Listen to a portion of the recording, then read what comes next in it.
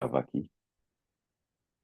Então, bom dia. Vamos fazer nossa revisão para a V2 e, como combinado, a gente vai fazer uma prova, né?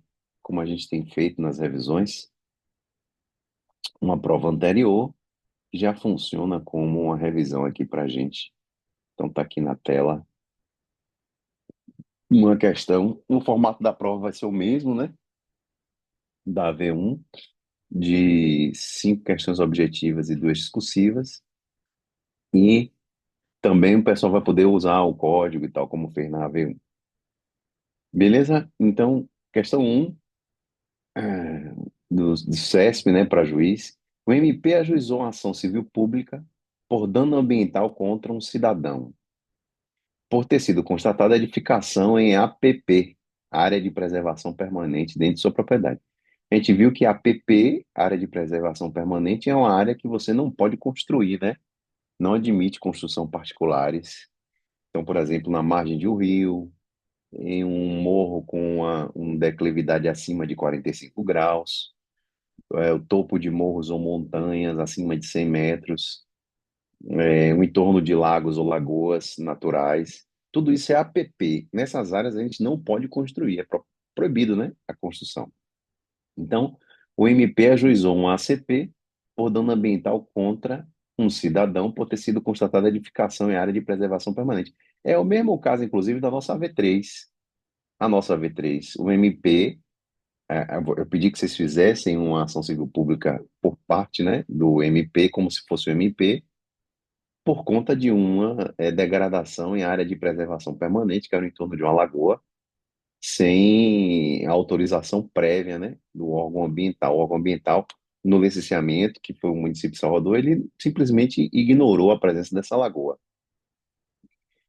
Então tá aí. O órgão pediu a condenação na forma de obrigação de fazer a reparação in natura e o pagamento de indenização em pecúnia. Em sua defesa, o réu alegou que a edificação foi feita pelo proprietário anterior, que a área era previamente desmatada e que comprou um imóvel desconhecendo a condição de APP naquele local. E aí, essa alegação do réu vai prosperar? Não vai prosperar, né? Por 2 motivos. Primeiro que a obrigação de reparar o dano ambiental, ela tem natureza ambulatória, ela caminha com o dono atual da propriedade. Então, mesmo que o atual proprietário não tenha realizado aquele dano ambiental, ele adquirindo uma propriedade, ele se torna responsável por reparar aquele dano. Por isso que quando você vai fazer a aquisição de um imóvel rural, por exemplo, é interessante que seja feita uma avaliação ambiental prévia do passivo ambiental. Porque quem está adquirindo imóvel vai adquirir também aquele passivo e deve colocar isso no preço. Claro, pedir um abatimento no preço proporcional àquele custo de compensação ambiental ou de reparação ambiental que o adquirente vai ter.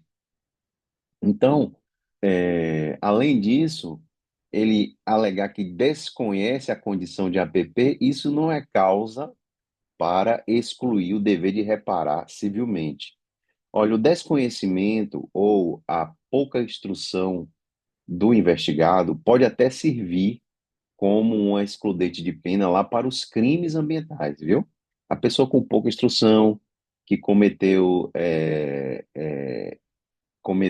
um ato para sobrevivência, por exemplo, matou um animal silvestre para sobreviver, para se alimentar, e aquela pessoa também tinha pouca instrução. Isso serve lá na seara criminal para diminuir a pena ou mesmo não haver a imputação de pena. Mas na reparação civil, independe desse conhecimento da área de APP ou não. Então, o proprietário, a área da APP, ela normalmente ela é ex lege, está previsto na lei. Então, está previsto na lei, há uma presunção de que as pessoas conhecem aquilo ou deveriam conhecer. Então, essa alegação também de que desconhece a área de APP, ela não prospera a nível de reparação civil, que é o que se objetiva com a ação civil pública, né? E aí a questão pergunta, nessa situação hipotética, 2 pontos, não haverá responsabilização se for comprovado que a APP estava desmatada antes da aquisição de sua propriedade. Falso, porque a obrigação de reparar o dano ambiental ela é próprio terreno. Vimos isso aí ao longo do curso, vimos aí na última aula também, na apostila 7 que eu passei o link para vocês. Alguns de vocês estavam até presentes, né, na segunda noite, mas está lá disponível no YouTube. Vocês podem rever a apostila 7 de responsabilidade civil, que fala, reforça essa ideia de que a obrigação do réu, de todos, né, de reparar o dano ambiental, ela é próprio terreno. Caminha com o atual proprietário. É uma obrigação real, é uma obrigação ambulatória.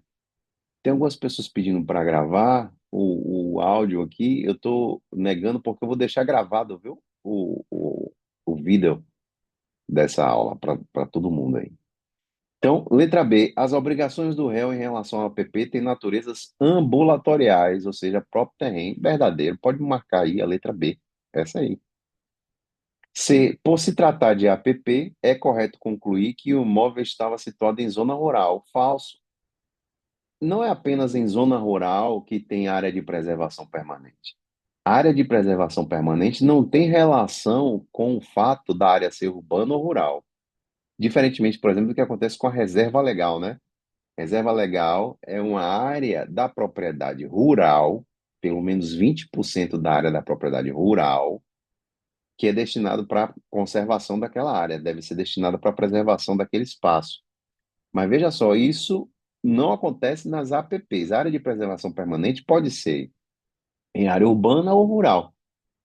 Tem até alguns doutrinadores que defendem que em área urbana não deveria haver APP, como, por exemplo, a APP de mata ciliar, né, das margens dos rios, em área urbana, dizem alguns doutrinadores, com uma fundamentação bastante questionável, que não deveria haver APP nessas áreas. Então, imagine, as justificativas não convencem, por quê? Porque a razão de ser da área de preservação permanente não altera, não está alterada pela área estar situada em zona rural ou urbana. O fato de um rio estar situado em uma cidade, passar por uma cidade, não faz com que aquele rio, aquele curso hídrico, não mereça proteção. Pelo contrário, eu acho até que em zona urbana, talvez as áreas de preservação permanente devessem ser ampliadas, aumentadas, porque a força da antropização, a força da degradação é muito maior. Então precisaria de uma proteção maior, não diminuir ou excluir. O fato é que não vigora esse posicionamento, o que vigora é o que está na lei do Código Florestal, que não faz nenhuma distinção de APP entre área rural e área urbana. Então, APP existe tanto em área rural quanto área urbana. D. A eventual condenação terá de abranger ou o pedido de reparação in natura ou o de reparação em pecúnia, sob pena de bis in idem. Falso, né? Falso, porque pode ser combinado estes pedidos de reparação in natura e a parte que não for possível reparar in natura ser transformado em prestação pecuniária, né? Na verdade, tem até um degrau intermediário aí que é, primeiro é reparação in natura, é a solução preferencial, depois é a compensação ambiental, que é uma vez não sendo possível a reparação in natura, promover a compensação ambiental em outro local, né? A reparação de um meio ambiente degradado em outro local. E, por último, a reparação em pecúnia, a transformação em indenização em dinheiro, quando não for possível nem a reparação nem a compensação. Então tá falso aí porque esses pedidos não são alternativos, eles podem ser cumulados. E o cidadão que quisesse provocar o judiciário com o mesmo objetivo deveria se valer do mandado de segurança. Essa vírgula aqui não tem, viu, gente? Isso aí não tem. Não, a gente não divide o verbo da oração do sujeito com vírgula. É muito comum esse erro de português aí. Não tem essa vírgula antes do verbo. Beleza. O cidadão que quisesse provocar o judiciário com o mesmo objetivo deveria se valer do mandado de segurança. Falso. Qual é o remédio constitucional para quem quer proteger o erário público, proteger o meio ambiente, proteger esses bens coletivos é a ação popular.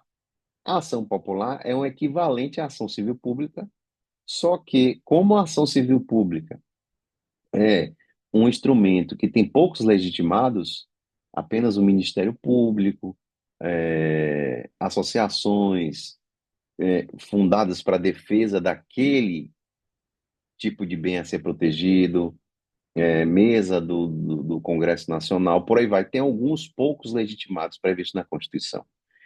Então, o cidadão comum, eu, vocês, a gente não pode mover uma ação civil pública, a não ser que a gente se torne, né, membro do Ministério Público, por exemplo, um defensor público e ajuize a ação em nome da instituição, né?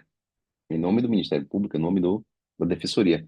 Mas nós podemos pedir as mesmas coisas que a gente pede em uma ação civil pública, a gente pode pedir por meio de uma ação chamada ação popular, que é a ação titularizada pelos cidadãos, pelas pessoas que estão com os direitos políticos em dia, ou seja, as pessoas que podem votar e serem votadas são os que é o que a gente chama de cidadão. Cidadão é essa pessoa que pode votar e ser votada. Essa pessoa que está quite com a justiça eleitoral, ela pode mover uma ação chamada ação popular. Então, não é um mandado de segurança. O mandado de segurança é o remédio para promover direito líquido e certo que não pode ser atendido por outra medida, né, por outro remédio. E é um ato contra a autoridade coatora. Então, o correto seria a ação popular.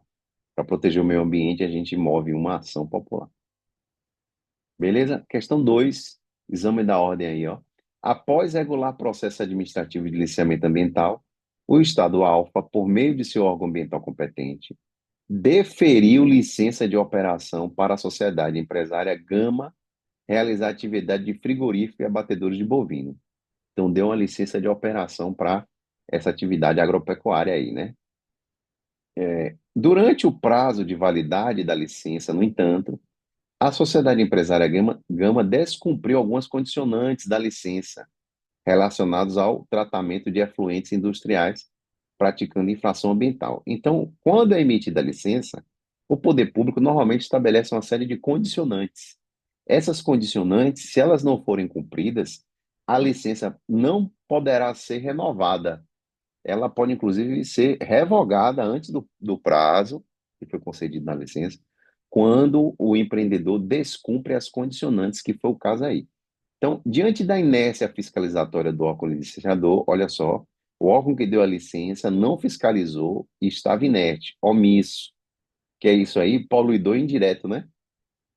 O município onde o empreendimento está instalado, por meio de seu órgão ambiental competente, exerceu o poder de polícia e lavou auto de infração em desfavor da sociedade Gama Empresária. Então, quem licenciou foi o Estado e o Estado foi omisso, mesmo diante do descumprimento de uma condicionante. Aí o que foi que fez o município, que também tem poder de polícia, o poder de polícia concorrente, né? Foi lá, fiscalizou e lavrou um auto de infração, aplicou uma multa. No caso em tela, a conduta do município é lícita, pois, apesar de competir, em regra, ao órgão estadual lavrar o auto de infração ambiental, o município pode lavrar o auto e, caso o órgão estadual também lavre, prevalecerá o que foi lavrado primeiro. O que está falso é esse final, né? Esse final aqui que diz que prevalecerá o que foi lavrado em primeiro, ou seja, o do órgão municipal. Por que isso está falso? Essa questão versa sobre o artigo 17 da Lei Complementar 140 de 2011.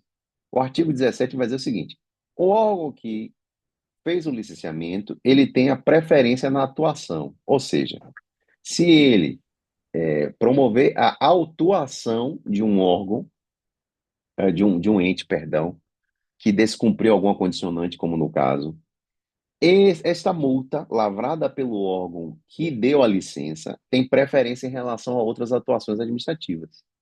É isso que diz o artigo 17. Agora, se o órgão que deu a licença se omitiu, outro órgão pode ir lá e lavrar a multa sem problema nenhum e vai valer. Terá uma preferência apenas quando o órgão o licenciador também atua e também aplica a multa. Aí, o artigo 17, parágrafo 1º e parágrafo 3º da Lei Complementar 140 diz isso. Deve prevalecer a atuação do órgão licenciador. Beleza? Então tá falso a letra A, porque diz que vai prevalecer a atuação do município, a multa do município, caso o órgão estadual também tenha atuado. Isso é falso. Se o órgão que deu a licença atuou, prevalece a do órgão que deu a licença. Então, B, a conduta do município é lícita, pois, apesar de competir em regra ao estadual licenciador lavrar o auto de infração ambiental, o município atuou legitimamente diante da inércia do órgão estadual. Verdadeiro. Então é isso aí, pode marcar a letra B. C, a conduta do município é ilícita, é falso, né? É lícita. O município pode sim lavrar a multa. Aí diz, pois compete privativamente ao órgão estadual responsável pelo licenciamento da atividade lavrar o auto de infração, vedada a atuação do município. Falso. Todos os entes políticos, a União, o Estado, o município, o DF, podem fiscalizar, devem fiscalizar infrações ambientais, mesmo que não tenham sido eles os órgãos licenciadores. Beleza? Então, é o artigo 24 da Constituição que diz que essa competência para fiscalizar é concorrente. D.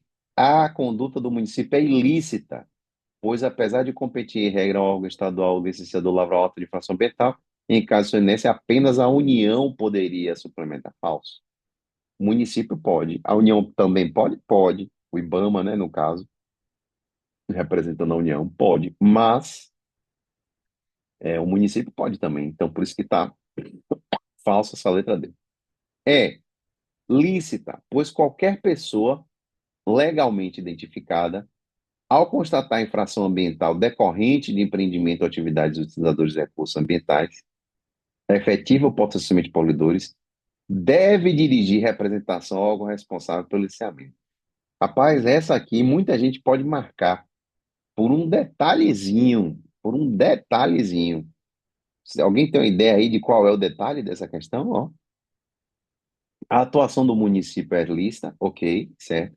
Pois qualquer pessoa legalmente identificada, ao constatar infração ambiental decorrente de empreendimento ou atividade de utilizadores de recursos efetivos ou potencialmente poluidores, deve dirigir representação ao órgão responsável. Olha, a única coisa errada que tem aqui é essa palavra que eu deve. Por quê? Os entes políticos, município, Estado e União, realmente têm um dever de fiscalizar.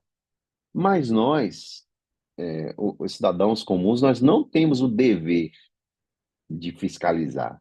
Nós não temos essa obrigação é, é, de estar fiscalizando todas as atividades. A gente pode. Então, é uma possibilidade. Beleza? Por isso que está errado aí. Quando a legislação fala da atribuição de que qualquer pessoa legalmente identificada pode dirigir uma representação, ela usa esse verbo pode, justamente por isso, porque não é uma obrigação para os cidadãos comuns, para a gente não é um dever. Então, o que está falso é a questão que provavelmente muita gente errou marcando essa letra E também, porque não identificou esse erro aqui dessa palavra que deve. Beleza? Então, qualquer pessoa legalmente identificada pode dirigir representação. É cruel, mas é a vida. Nossa, é assim, viu? Isso aqui foi, ó, exame da ordem. 3.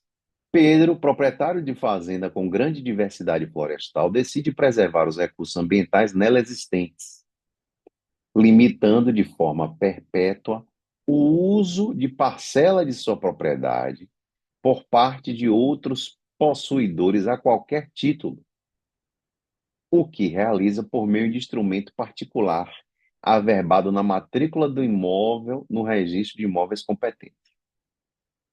O que foi que ele fez? Ele instituiu aqui uma proteção, né, ambiental. Uma proteção ambiental. Assinale a opção que indica o instrumento jurídico a que se refere o caso descrito. Olha só, essa questão, a descrição aí do que Pedro fez foi, ó, ele estabeleceu uma servidão ambiental. E por quê, professor? Porque quando a gente vai lá na Lei da Política Nacional do Meio Ambiente, a 6938 de 81, a gente vai ver que essa é justamente a definição de servidão ambiental, ó, dentro de uma área, a fim de preservar recursos ambientais, limita de forma perpétua, servidão ambiental é perpétua, o uso. Isso aqui é exatamente o conceito, né, de é, servidão ambiental. Como vocês vão fazer a prova com a legislação em mãos, tá aí. Agora, se não tivesse a legislação em mãos, seria até uma questão difícil. Eu classificaria como difícil. Por quê? Porque você tem que lembrar desses conceitos, né? Do a que se refere esse enunciado. E vocês vão perceber que é muito parecido a servidão ambiental com a reserva particular do patrimônio nacional, que é uma unidade de conservação de uso sustentável, mas é uma unidade de conservação, não é um instrumento econômico como é a servidão ambiental. E tem diferenças aí na conceituação, beleza? Mas a resposta certa é a letra C, se refere a uma servidão ambiental, o que está descrito no enunciado, beleza? Questão 4. O ministro do Meio Ambiente recomenda ao presidente da República a criação de unidade de conservação em área que possui relevante ecossistema aquático e grande diversidade biológica. Porém, em razão da grave crise financeira, o presidente pretende que a União não seja compelida a pagar indenização aos proprietários dos imóveis inseridos na área da unidade de conservação a ser criada. Então, olha só, o- houve uma sugestão do ministro do Meio Ambiente para que o presidente, por decreto, criasse uma unidade de conservação. Mas ele alertou: olha, estamos numa crise financeira, temos que criar uma unidade de conservação que não obrigue a gente a pagar indenização aos proprietários dos imóveis inseridos na área da unidade de conservação a ser criada. Então, é preciso que se crie uma unidade de conservação que permita que o particular continue morando, para não ter que pagar indenização. Não é isso? Lembra aí que eu falei em sala de aula? Olha, é importante a gente saber aqui, na nossa área jurídica, uma das coisas mais relevantes para a gente saber é se a unidade de conservação permite o particular morando ou não. Por quê? Por conta desse reflexo da desapropriação. Havendo a necessidade de desapropriar, há a necessidade de arcar com esses custos, né, de indenizar quem morava lá. Então, qual é a unidade de conservação prevista aqui nas alternativas que permite que o particular more? A resposta certa é a letra C, Área de Preservação Ambiental, a APA. A APA permite que os particulares morem. Se a gente parar para pensar em APA, aqui na Bahia, por exemplo, APA Litoral Norte, que é uma faixa que vai de Lauro de Freitas e até a divisa com o estado de Sergipe. APA Baía de Todos os Santos, APA Lagoas e Dunas da Baité. Pode pessoas continuarem morando nessas regiões? Com certeza pode, né? Tem gente morando no Litoral Norte, tem gente morando na Baía de Todos os Santos, claro. Tem gente morando ali na Lagoas e Dunas do Abaeté, tem vários condomínios ali de casas ali no entorno, né? E até dentro da área mesmo, que já é considerado dentro da área de proteção ambiental. Então, se a gente lembrasse desses exemplos de APA, a gente poderia responder essa questão. Todas essas outras é, unidades de conservação mencionadas, elas são, elas não admitem que particular morem. São unidades de conservação, inclusive de proteção integral aí, que não permitem que o particular more. Beleza? Questão 5. A sociedade empresária Beta atua no ramo de produção de produtos agrotóxicos, com regular licença ambiental e vem cumprindo satisfatoriamente todas as condicionantes. Ocorre que, por um acidente causado pela queda de um raio, olha aí, caso fortuita força maior, né? Em uma das caldeiras de produção, houve vazamento de material tóxico, o que causou grave contaminação do subsolo do lençol freático. Não obstante, a sociedade empresária tem adotado de plano algumas medidas iniciais para mitigar e remediar parte dos impactos, O fato é que ainda subsiste considerável passivo ambiental a ser remediado. Tendo em vista que a sociedade empresária Beta parou de atender às determinações administrativas do órgão ambiental, o MP ajuizou a ação civil pública visando a remediação ambiental da área. Na qualidade de advogado da sociedade empresária Beta, para que seu cliente decida se irá ou não celebrar acordo judicial com o MP, você, você informou, deve estar errado aqui, você lhe informou que, no caso em tela, a responsabilidade civil por danos ambientais é, de acordo com o entendimento majoritário da doutrina, qual é o tipo da responsabilidade civil aqui? Objetiva com risco integral, né? É a responsabilidade objetiva que não investiga culpa ou dolo, dispensa a comprovação de culpa ou dolo, e que é da modalidade mais grave, que é a com risco integral, que não admite excludentes dever indenizar. Então, não admite alegação de caso fortuito ou força maior. E a alternativa que traz essa opção é a letra D, né? A, a, a responsabilidade civil é a objetiva e está fundada na teoria do risco integral, de maneira que não se aplicam as excludentes do dever de reparar o dano, dentre as quais está a alegação de caso fortuito ou força maior. Então, há o dever de reparar o dano mesmo diante de um caso fortuito ou força maior. E aí nós vamos para as discursivas.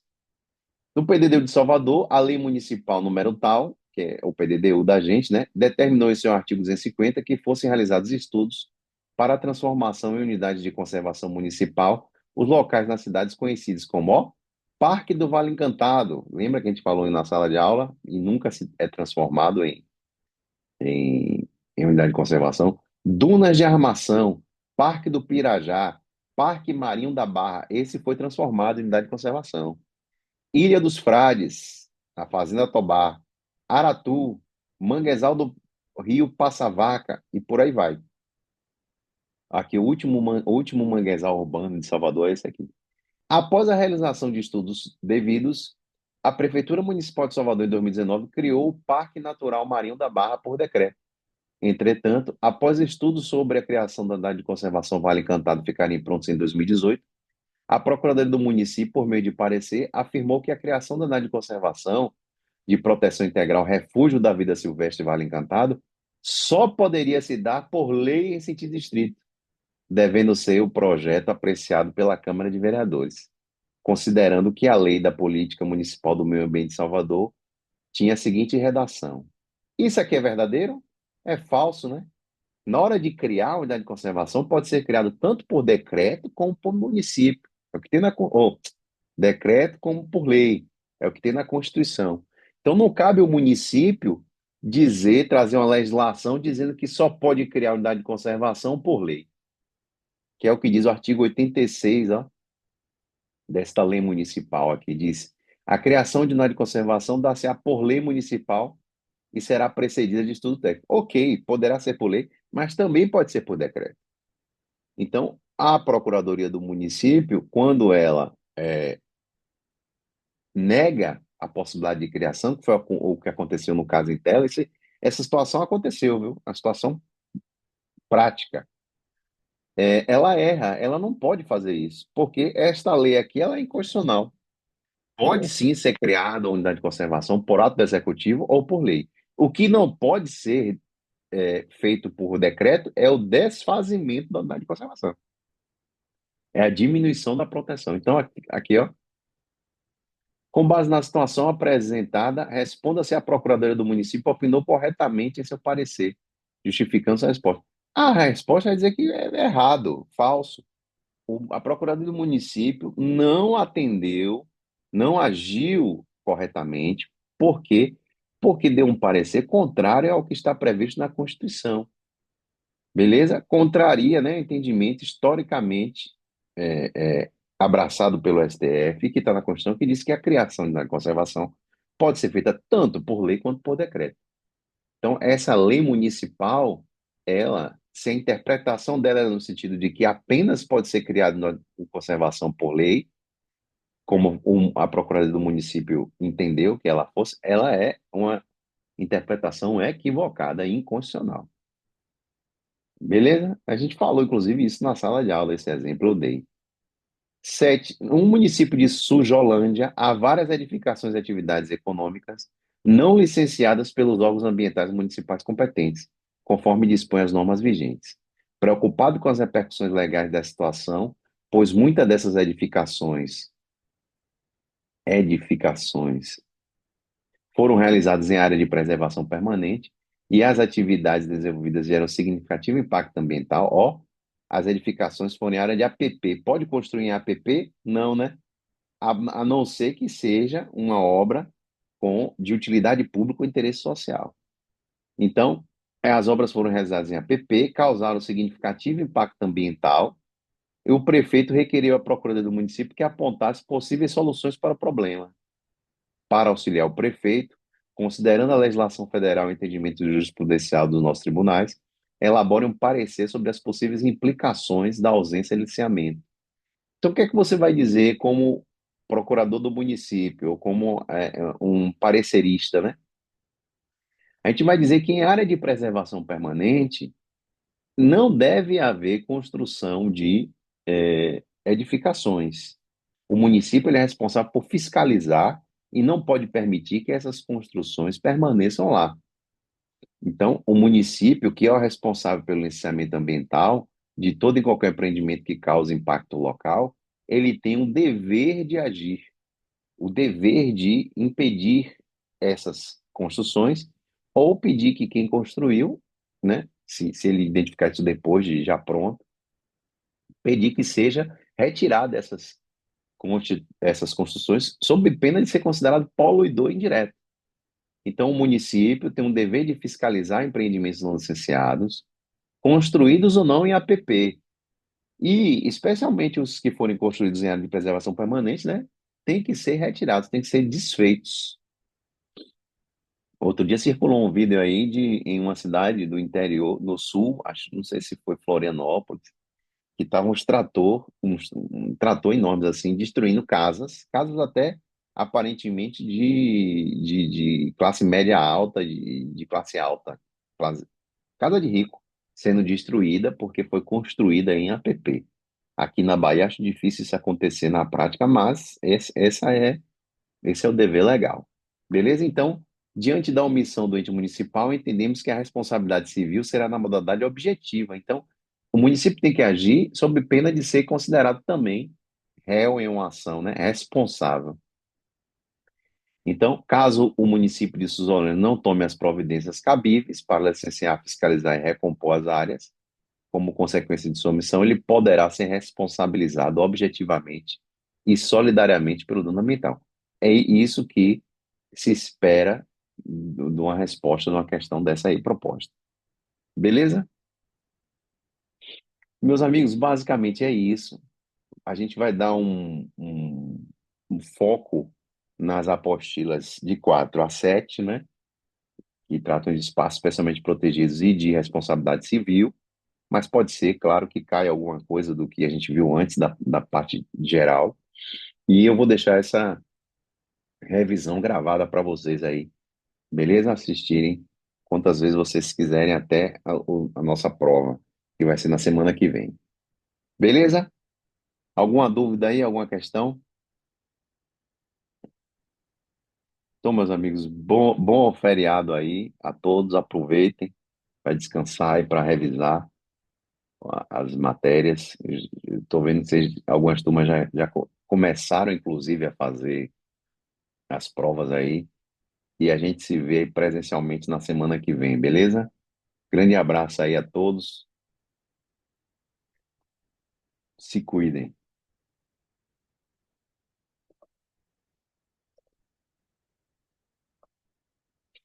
Valeu, tchau, um abração. Tchau, tchau, professor. Valeu. Tchau, valeu.